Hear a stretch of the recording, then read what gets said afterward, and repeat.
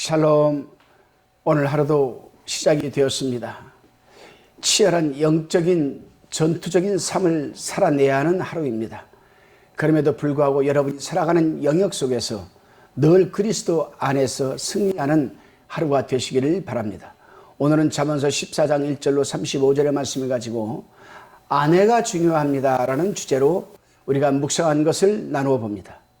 사람은 누구나 살면서 한 가지 이상의 소원이 있고 또 소망이 있습니다. 그러나 그 소원과 소망을 이루어가는 사람은 그다지 많지가 않습니다. 그 이유는 바로 욕심 때문입니다. 자기가 원하는 그 소망을 이루어가면 또 다른 소망을 갖기 때문입니다. 본문 14장은 지혜로운 성도가 갖게 되는 소망과 그 생활 원리에 대해서 지금 우리에게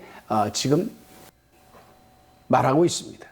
본문 1절로 11절까지를 우리가 살펴보면 1절에 무릇 지혜로운 여인은 그 집을 세우되 미련한 여인은 자기 손으로 그것을 허느니라 라고 말씀합니다. 이 말씀은 가정이 잘 되는 여부가 아내에게, 즉 여자에게 달려있다는 겁니다. 역사적으로 또 사실 살펴보면 다 그렇습니다. 세상에는 많은 여자가 있지만 크게 나누면 두 부류의 여인으로 요약됩니다. 먼저는 자기 가정을 세우는 여인과 다른 한 부류는 자기의 가정을 헐어버리는, 즉 파괴시키는 여인이 있다는 겁니다. 그렇습니다, 여러분. 잠언서 19장 13절 14절을 보면은 미련한 아들은 그 아비의 재앙이요 다투는 아내는 이어 떨어지는 물방울이니라. 집과 재물은 조상에게서 상속하거니와 슬기로운 아내는 여호와께로서 말미암느니라 라고 기록되어 있습니다. 여기서 우리가 묵상해 볼 만한 부분은 다투는 아내는 이어 떨어지는 물방울 같다고 한 말씀입니다. 주춧돌에 떨어지는 물방울이 한 방울씩 떨어질 때에는 아무렇지도 않아 보입니다. 그러나 몇 달, 몇 년을 떨어지도록 방치하게 되면 결국 여러분 홈이 파이게 되고 결국 기둥이 무너지고 집이 무너지게 되는 것 아니겠습니까? 이와 같이 아내의 다투는 말이나 또 바가지를 계속 긁어대는 그런 말들이 쌓이고 또 쌓이면 그 집은 결국 허물어지고 마는 것입니다. 따라서 우리 하나님의 사람들은 남편과 아내와 다투지 말아야 한다는 겁니다. 4절에서 6절을 보면은 소가 없으면 구유는 깨끗하려니와 소의 힘으로 얻는 것이 많으니라 라고 말하고 있습니다. 이 말씀은 소가 근면하고 성실한 것처럼 근면성실한 사람이라야 자기의 질이 여러분 건실하게 되어간다는 의미입니다. 그러나 소가 없으면 구유는 깨끗할지는 몰라도 정말 천한 것과 지저분한 일을 하지 않으면 편하기는 할 것이라는 의미입니다. 그렇습니다, 여러분. 부유해지고 자기의 집을 안정적으로 세우고자 하면 그 어떠한 천한 일이나 멸시받는 직업을 멀리해서는 안 되는 겁니다. 소가 있으므로 구유에 독하고 더러운 냄새는 나지만 그래도 소가 있어야 얻은 소득이 많아질 것 아니겠습니까? 다시금 본문 12절로 14절을 살펴보면 우리가 어리석은 사람들을 흔히 많이 얘기를 합니다. 오늘 여기 본문 12절로 14절을 보게 되면 여기서는 어리석은 자와 결국은 사망이요 양심이 편하지 않고 어리석은 자나 슬기로운 자나 다 자기 행위 열매를 먹고 현재나 미래나 자기 행위대로 보응을 받게 되는 거라고 말하고 있습니다. 그러니 우리 하나님의 사람들은 선한 삶을 지향해야 될 것이 아니겠습니까? 그래요. 어리석은 자는 사망이라고 12절에서 밝히고 있고 13절에서는 양심이 편하지 않다라고 얘기를 합니다. 어리석은 자들은. 그래요. 그리고 또 자기 행위대로 그 어리석은 행위대로 보게 되면 열매를 먹지만 현재나 미래나 소망이 없습니다. 그저 하루하루 그날 살아내는 그 모습 속에 무슨 소망이 있겠습니까, 여러분? 그러니 자기 행위대로 보응을 받게 되는 것 아니겠습니까?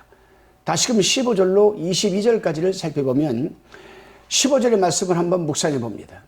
어리석은 자는 온갖 말을 믿으나 슬기로운 자는 그 행동을 삼가느니라.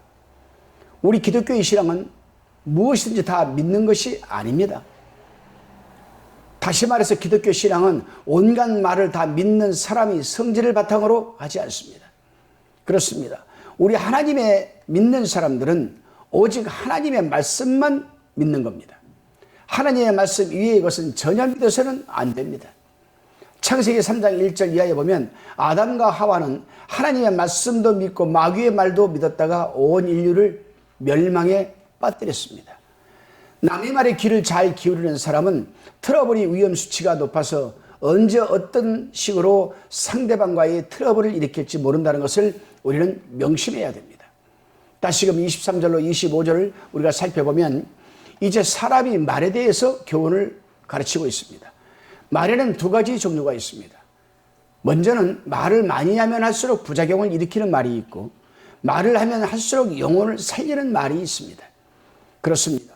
썩어 없어질 세상적인 말에는 거짓을 포함한 독소적인 요소가 포함되기에 조심하고 또 조심해서 말을 아껴야 하지만, 하나님의 말씀은 많이 할수록 영혼을 살리는 힘과 능력이 있습니다.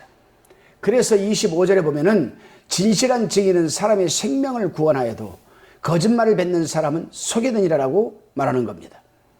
다시금 26절로 28절을 우리가 살펴봅니다. 26절로 28절을 살펴보게 되면은 이제 여호와를 경외하는 자의 복에 대해서 지금 말하고 있습니다. 하나님을 굳게 믿고 의지하면 피난처가 되고 담대함을 얻게 된다라고 26절에서 밝히고 있습니다.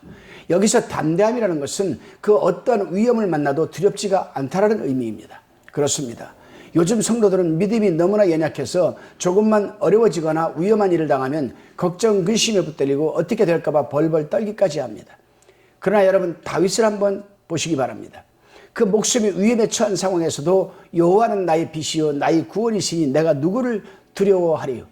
여호와는 내 생명의 능력이시니 내가 누구를 무서워하리요라고 고백을 하였습니다.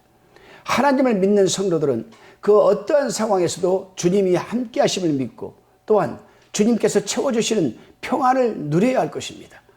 오늘 하루도 여러분 담대하시고 주님께서 채워주시는 평안이 충만하시기를 기원합니다. 다시금 본문 29절로 35절까지를 살펴봅니다. 여기서는 하나님의 백성들이 마음의 화평으로 얻어지는 축복에 대해서 지금 말하고 있습니다. 마음의 화평을 얻는 사람은 노하기를 더디하게 된다라고 말합니다. 29절에 보면 이런 자들은 명철한 자들이라고 했고 30절에서는 이런 자들은 육신의 생명을 얻게 된다라고 말하고 있습니다. 그렇습니다, 여러분. 마음의 주님의 평안을 채워가는 성도들은 언제나 피스메이커로 살아갑니다. 그래서 이런 성도는 죽어도 소망이 있다는 거라고 32절에서 말하고 있습니다. 반면에 악한 자들은 환난 날에 엎드려져도 도움을 받지 못하고 끝내는 하나님의 진노를 당하게 되는 겁니다. 여러분, 오늘 우리는 살아가는 삶의 영역에서 피스메이커가 되어야 되겠습니다. 하나님과 함께 동행하면서 그 마음에 여러분이 평안을 누리시고 피스메이커로서 가는 곳마다 서는 곳마다 머무는 곳마다 여러분 주님의 평강이 뿌려지는 역사가 충만하시기를 바랍니다. 기도드립니다. 주님, 당신의 백성들이 무엇보다도 가정에서 남편과 아내의 다툼이 없게 하여 주셔서 가정을 든든하게 세워가게 하옵소서. 든든한 가정을 위해서 언제나 부지런하게 손을 움직이게 하여 주시고 만나는 사람들에게 썩어 없어질 세상적인 말들보다는 하나님의 진리의 말씀을 많이 할 수 있는 담대함과 지혜를 주셔서 영혼을 구원시키고 그들의 마음의 평안을 누리게 하옵소서.